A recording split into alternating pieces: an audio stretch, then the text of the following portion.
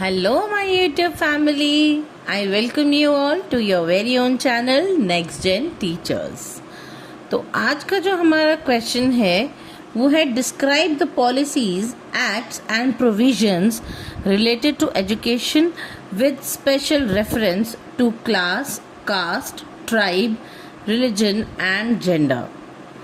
तो अब गवर्नमेंट ने सभी के लिए जो है कुछ पॉलिसीज़ निकाली, कुछ एक्ट्स बनाए, कुछ प्रोविजंस बनाए जो कि एजुकेशन से रिलेटेड थे और जिसके अंदर हर एक क्लास, कास्ट, ट्राइब, रिलीजन और जेंडर के इंसान को जो है वो प्रेफरेंस दी गई।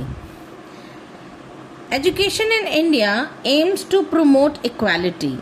अब इंडिया के अंदर एजुकेशनल जो है बेसिस पे इक्वालिटी को जो है सबसे ज़्यादा प्रमोट किया जाता है।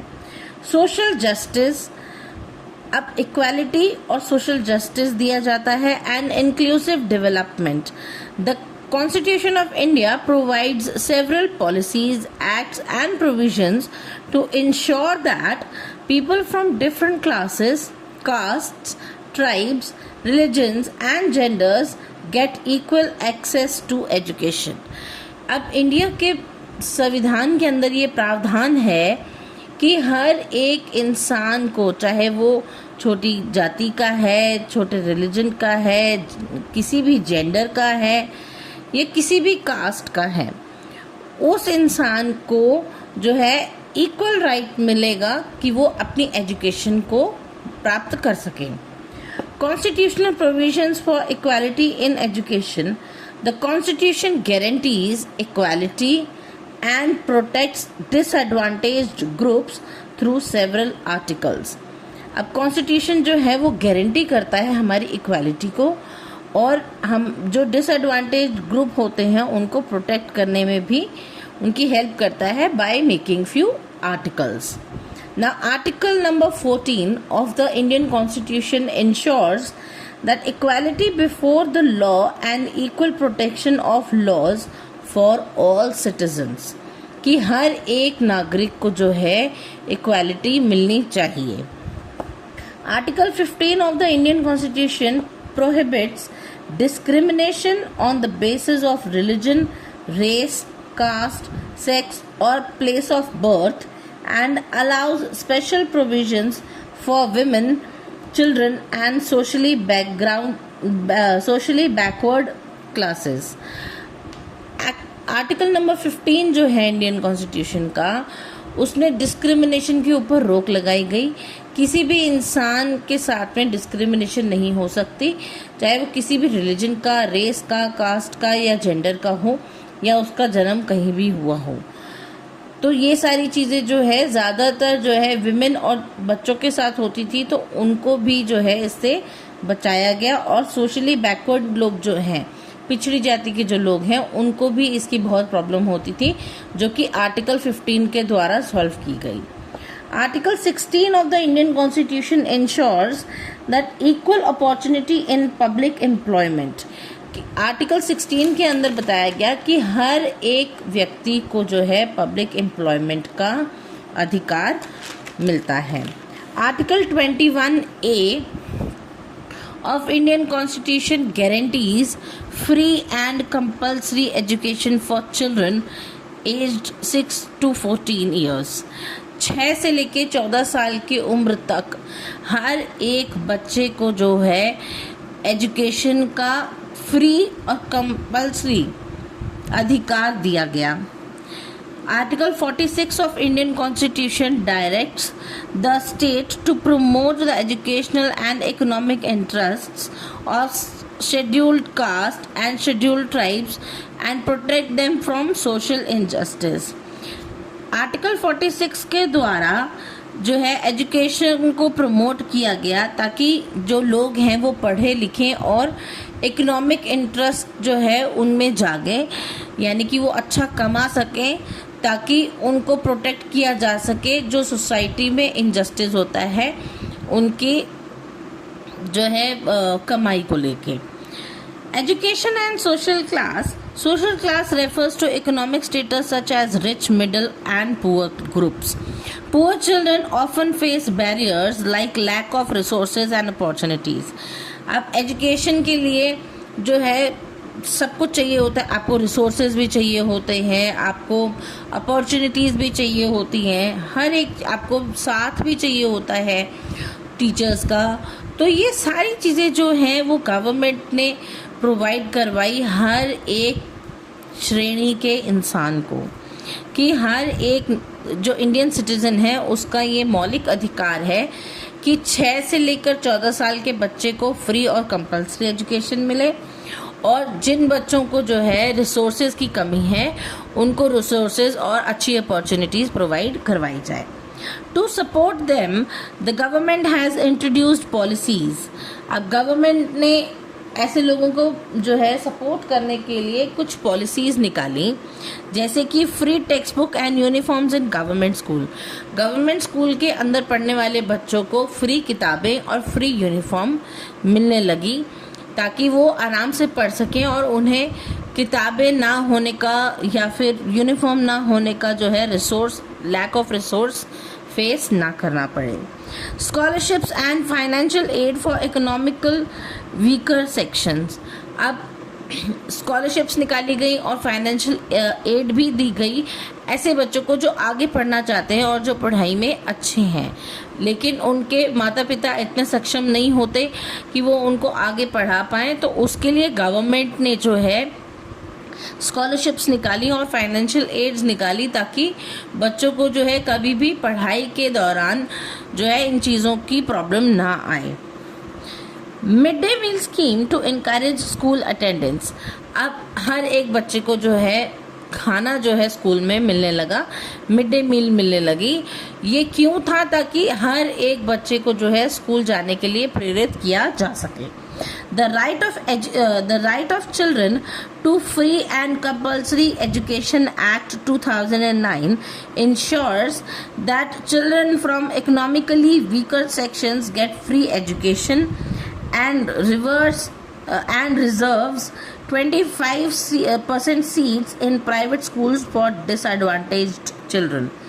अब right of children to free and compulsory education act 2009 के मुताबिक हर एक बच्चे को फ्री और कंपल्सरी एजुकेशन मिलती, और हर एक प्राइवेट स्कूल के अंदर 25% सीटें जो हैं वो डिसएडवांटेज जो बच्चे हैं उनके लिए रिजर्व की जाती थी।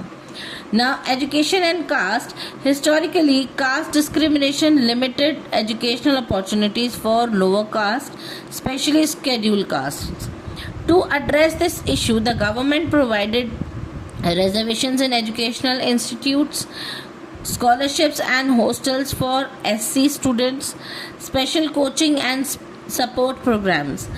अब क्योंकि पहले के टाइम पे जो है डिस्क्रिमिनेशन की जाती थी शेड्यूल्ड कास्ट और शेड्यूल्ड ट्राइब के लोगों के साथ में, तो गवर्नमेंट ने ये मेक श्योर किया कि उनके लिए रिजर्वेशंस की जाएं, ताकि उन्हें पढ़ाई से कोई ना रोक सके।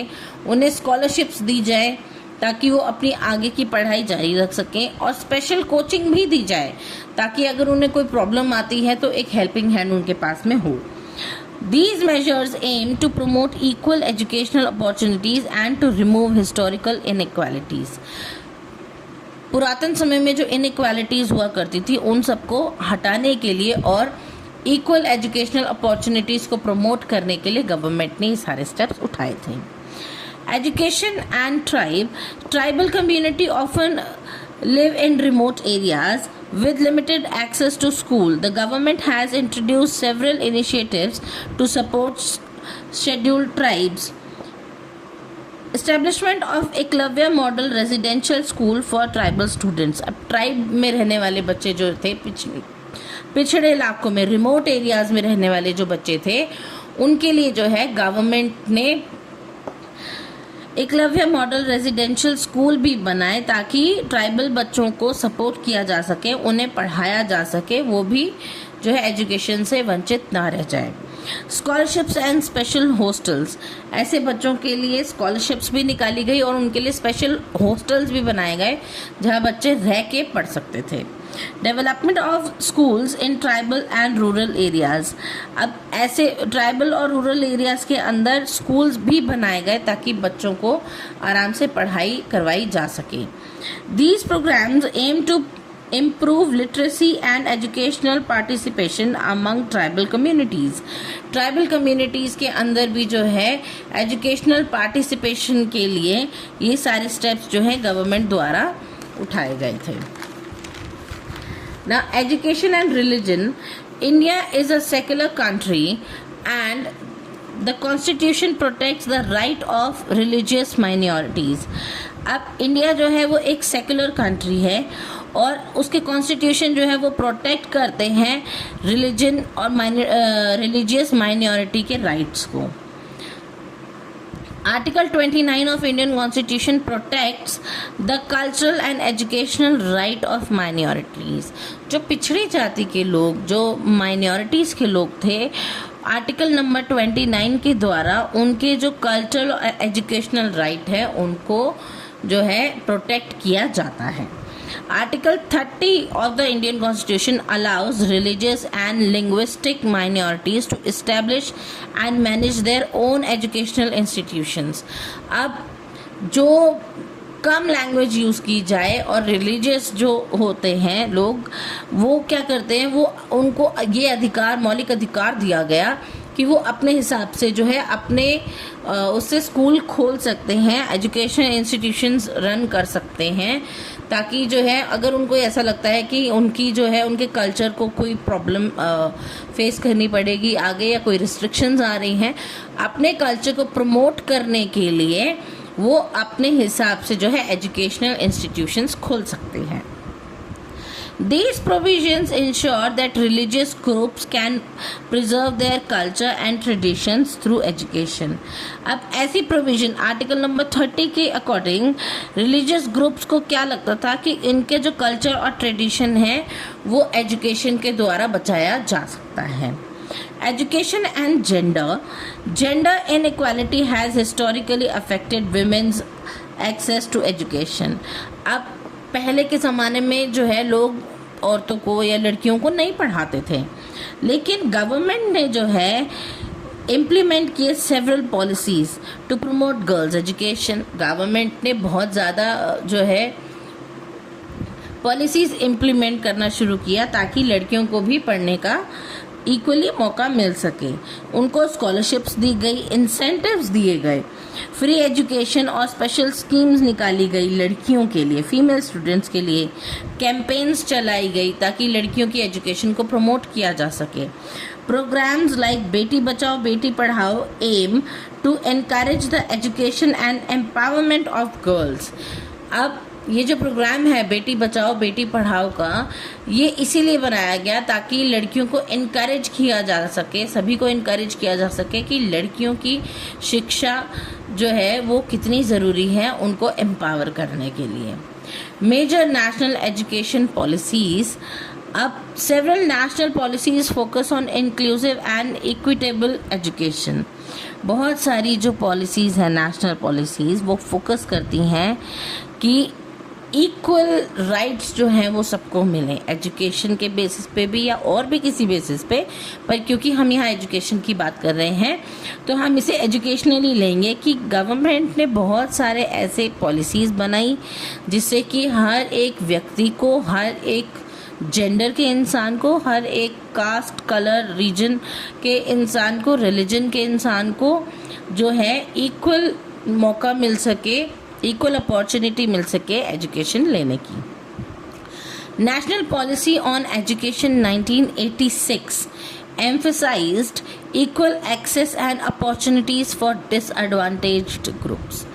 अब नेशनल पॉलिसी ऑन एजुकेशन 1986 ये बहुत इम्पॉर्टेंट है, हर बार पेपर में आता है।